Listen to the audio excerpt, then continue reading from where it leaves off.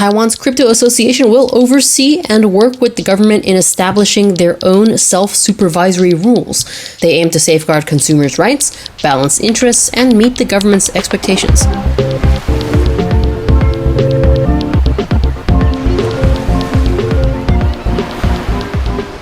Hello and welcome to Getting Pacific, where we get specific on trending topics straight from the newsroom at TaiwanPlus. I'm Joey Chow. And I'm Michelle Chiang. And for this episode of Getting Pacific, we're talking about what all the cool kids use as money these days and how the government is going to change the rules of the game. Taiwan is preparing new rules to govern the use of cryptocurrency. The country's Financial Supervisory Commission is set to submit draft laws by the end of the year. The goal is to prevent fraud and money laundering. Commission head Peng Jinlong says the anonymous cross-border nature of cryptocurrency makes it fertile ground for scams. Fraud cases involving crypto have been on the rise in Taiwan. One recent case saw 32 people indicted. That was a report by Justin Wu and Joyce Zhen from TaiwanPlus News. And that's right, we're going to talk about the elusive cryptocurrency. Michelle, are you a Bitcoin or cryptocurrency owner? I am, frankly, scared of this kind of stuff, but my husband is. Oh! He's got like, the wallet and everything. I don't know how it works. We're going to see. Are you? Yes, that tends to be where you put your currency, but I also don't understand it. So I don't own any, but I would really like to try. But to help us understand the state of cryptocurrency in Taiwan, we'll be speaking with an expert about whether the country should legally embrace it in our economic system and what we need to do in preparation. But first, we need to explain what cryptocurrency is for the uninitiated. Now, if you think you have a pretty good grasp on what cryptocurrency is, like Michelle's husband, feel free to skip ahead to the 4-minute mark. So, cryptocurrency is something that's been a hot topic for many years. A lot of people know of some cryptocurrencies like Bitcoin or Ether or Dogecoin. But cryptocurrency is a digital money that doesn't require interaction with traditional financial institutions. Now, that's a string of words that fly over most people's heads. But basically, it's not the banks we go to like Bank of Taiwan or Cathay United Bank, nor does it go through intermediaries like PayPal or Visa to make transactions. There is no interference, no regulation, and no surveillance. Cryptocurrency is money that transfers directly from one wallet to another. And if you really want to geek out about it, cryptocurrency transactions are run on something called blockchain's technology, which is what all the fuss is about. Blockchain's technology is a way to share data in a computer network with information that is safe and immutable, meaning that it cannot be altered. You can imagine that this has all sorts of applications in terms of securely distributing information, but when used as currency, like cryptocurrency, it becomes a ledger that tracks and records transactions within the coding of the file. Right. The first time I heard something like what Michelle just said, it flew right over my head. So let me try to say it again. We trade with money, right? And you usually write down what you bought or sold, how much money was exchanged on the ledger, a big booklet that records all that information. With cryptocurrency like Bitcoin, the money and the ledger are the same thing. The money that you trade with records itself, which has a lot of added benefits. For one, it eliminates human error in recording the transaction. And since no one is needed to record the transaction, it can be decentralized, meaning that no single person or group has control over the information. No Bank of Taiwan or Cathay United Bank, no PayPal or Visa. Blockchains takes the middle person out of the picture and you make deals user to user. Now, the most famous cryptocurrency that runs on blockchain's technology is Bitcoin. So I'm going to, again, pop quiz Michelle about Bitcoin. Are you ready? No. I hope you absorbed something by osmosis from your husband. So hopefully you can answer some of these. I hope so. First one, which year was Bitcoin first launched? Is it A, 1996? Is it B, 2001? Is it C, 2009? Or you can always go for D for I don't know. I may have absorbed something osmotically from my husband. We'll see. It was some Japanese guy, and I think it was A, 1996. Oh, it was actually C, 2009. Wow. Though that Japanese guy thing is actually up next. We're going to ask about that. Bitcoin BTC, that's the ticker symbol, was the first cryptocurrency created, and it was truly one of the first decentralized cryptocurrency.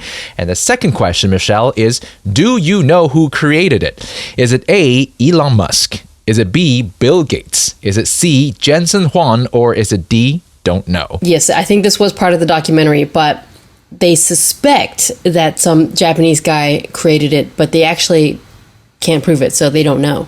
So I'm going to say D. We don't know. Yeah, it's actually that Japanese guy that you mentioned. So Bitcoin was created by a person or a group of anonymous computer programmers who went under the pseudonym Satoshi Nakamoto. So that's where the Japanese guy came around, but it might not actually be a Japanese guy. So they wrote a white paper back in 2008, which is kind of like the holy book for people in the crypto industry. The white paper revealed the blockchain system, which is what the cryptocurrency market would run on. Once that was introduced and Bitcoin came to life, the rest is history.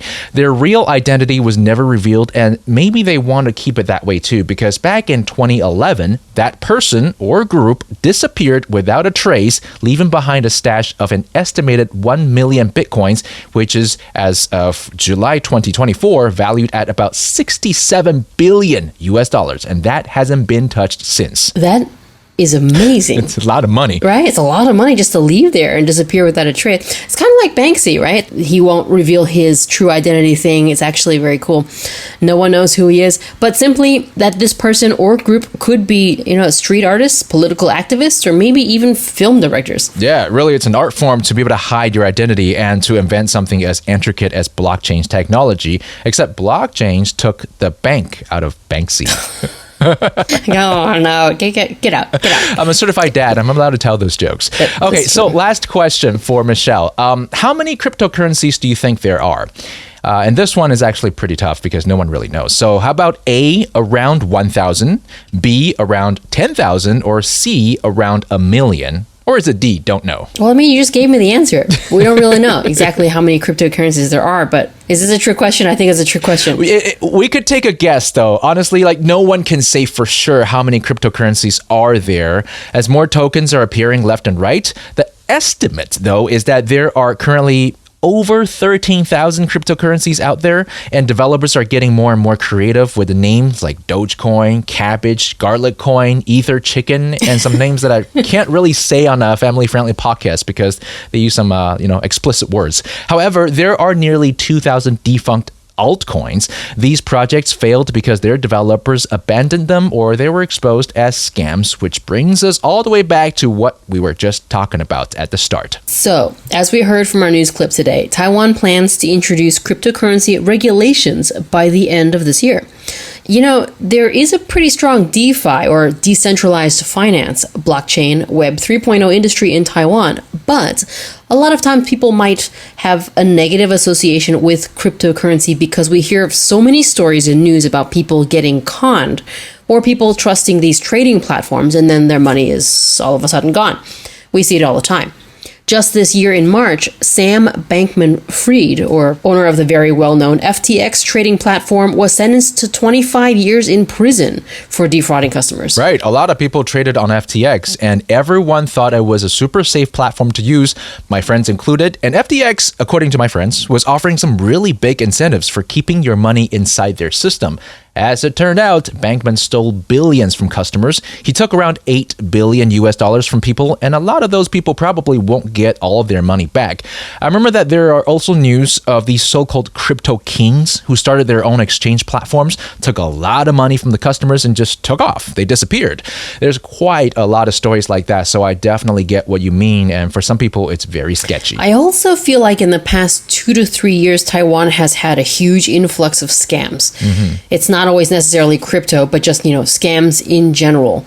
People invest money into funds that promise a high yield and a quick return. Of course, when something sounds that good, it frequently doesn't work out, and a lot of people have lost money like this. So I feel regulation in the finance industry and crypto industry is just a way to protect investors. Yeah, so having regulation is a good thing, right? I mean, the government is able to monitor and have these companies comply with anti-money laundering laws, creating better protection for customers who want to invest. Well, it's definitely a relief for honest customers and companies, but I can also see how it contradicts the original idea behind cryptocurrency and DeFi.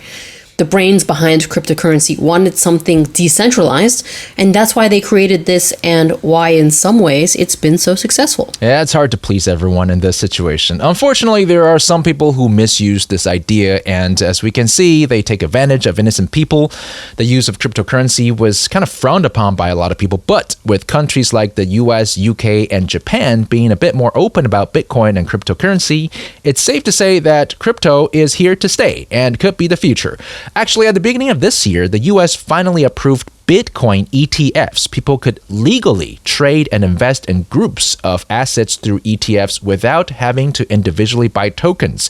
So I guess, although some people might criticize or doubt cryptocurrency, it really kind of is inevitable for more and more people or countries to accept it. I actually see cryptocurrency being accepted at various vendors more and more. When I was just in Okinawa, Japan, and it was actually an accepted method of payment at many places. Huh. It's interesting.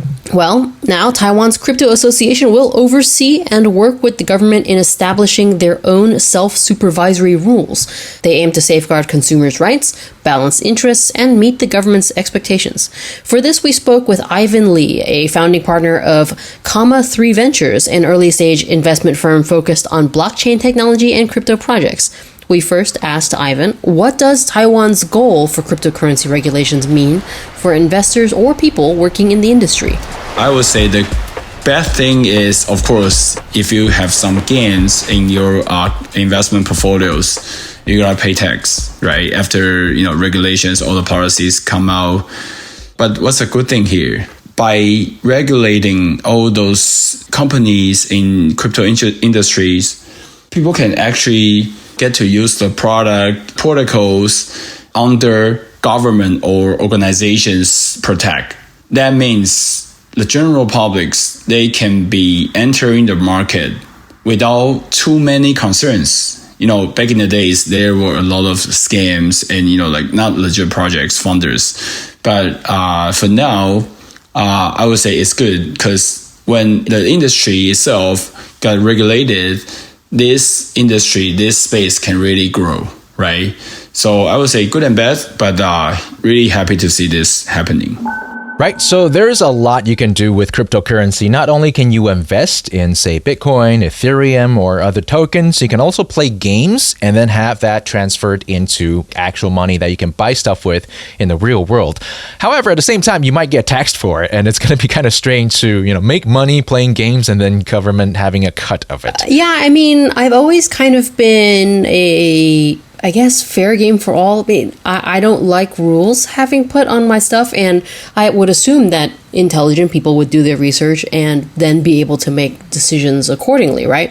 But in this very complicated type of situation, I do agree that it kind of does require some amount of regulations, and nobody likes taxing, but at least it can be used for benefits. Yeah, that part about doing your homework before you invest or reaching into your own pocket for any purposes, I totally agree. There are, however, some very conservative institutions that won't participate until they're sure that this is regulated, and Ivan's going to talk about that. So we asked Ivan where he thinks regulations are necessary, or does it defeat the purpose of DeFi, decentralized finance? Having regulations is always good, in my opinion.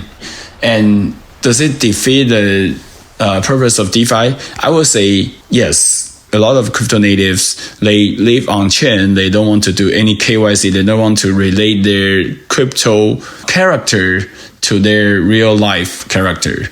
So the answer is yes. But only by doing this, we can really grow the entire DeFi ecosystem. And those institutions, they need regulations to enter the market. So I would say not 100% positive, but not 100% negative. Yep, that's how it is. And by the way, Ivan mentioned abbreviation KYC. For crypto, it's a set of steps that cryptocurrency exchanges take during onboarding to verify customer identity and perform due diligence to understand that their financial activities and risks. And that's what he was talking about. Eventually, when cryptocurrency is regulated, they have to go through this extra step, which a lot of people who are crypto native don't like that because, they have enjoyed free reign for many years. It's kind of like when the cowboys were eventually outlawed, right? They're like, we've had the land for so long. Why did you do that to us? Now I don't have the freedom that I want. I like that analogy. I mean, the Wild West was its own brand of adventure, and it was exciting and interesting and fun for the people who were at the forefront of that kind of thing. But I get it. As we progress in not only expanding, our own just technology in general, crypto, if they want it to be more involved, it's going to require some amount of regulation. Yeah, and to be more involved is the key here, because Ivan mentioned that some institutions won't participate until they're sure that it's a safe bet, so to speak. So I asked Ivan what institutions he's talking about, and how would Taiwan benefit from being more open to cryptocurrency? So institutions, meaning those hedge funds or, pension funds or insurance companies. So those TradFi companies, TradFi corporates, even banks. So they are very, very conservative. So without regulation, they couldn't move, even they want to. So that's why we can see in the industry, the early participants of crypto DeFi's or, like any kind of crypto related topic is essentially angel investors first and some family offices, right? And then there's VC firms, early stage, late stage, and some hedge funds join the party.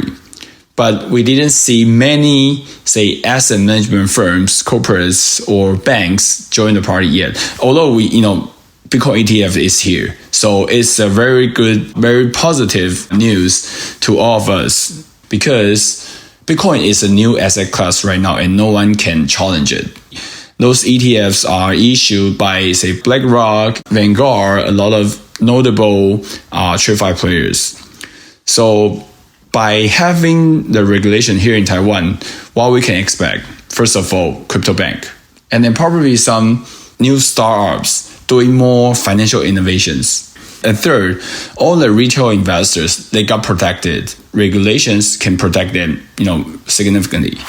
So there you go. Ivan was pretty clear about that. Regulation is good because it invites more players into the game. And I think the beauty of blockchains is the fact that it's transparent. You can trace your transactions to which wallet it goes into, but this is knowing which wallet took your money. And that's where the government's going to play a role to make sure that a name is matched to every wallet. Also, one thing to remind people if you want to participate in owning cryptocurrencies is don't lose your key because crypto is highly encrypted. There is a ton of stories of people who forget or misplace their password and have millions of investment locked behind a crypto file. I actually know about this key thing because it is like 24 random words that you have to either remember or write down somewhere.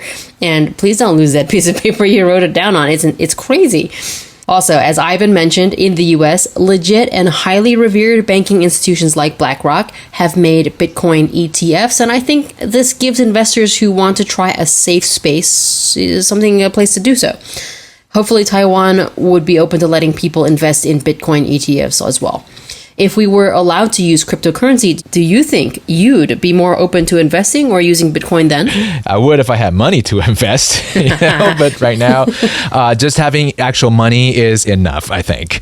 That about wraps up today's episode. So thank you for joining us, and I hope we got Pacific enough for you. I am Joey Chow, and you can find me on Instagram and Facebook at Joey Taipei. If you'd like to give us an idea or share your thoughts, toss us your 2 cents about the show. Don't be shy. Feel free to write to Joey at gettingpacific.com. And I'm Michelle Chiang. You can usually find me over on Radio Taiwan International, where I host the show Geek Out and Jukebox Journeys. But if you want to talk to me, you can find me at Phoenix Dice, basically on all social media, because I am the Chief Phoenix Wrangler at phoenixdice.com, where you can get your Dungeons & Dragons dice and other adventuring gear stuff. Yep, and if you like podcasts, check out TaiwanPlus's tech podcast, Innovative Minds, co-hosted by Taiwan's own Minister of Digital Affairs, Audrey Tang, as well as our short series, The Ripple Effect podcast. We've also got some interviews and deep dives into recent news stories in our shows Zoom In, Zoom Out, and Connected with Divya Kapalan. And if you want even more news and views from Taiwan and around the world, check out the huge catalog of news and entertainment on our website, TaiwanPlus.com, as well as YouTube, Instagram, or Twitter. Thank you for listening, and we hope you'll join us again on Getting Pacific.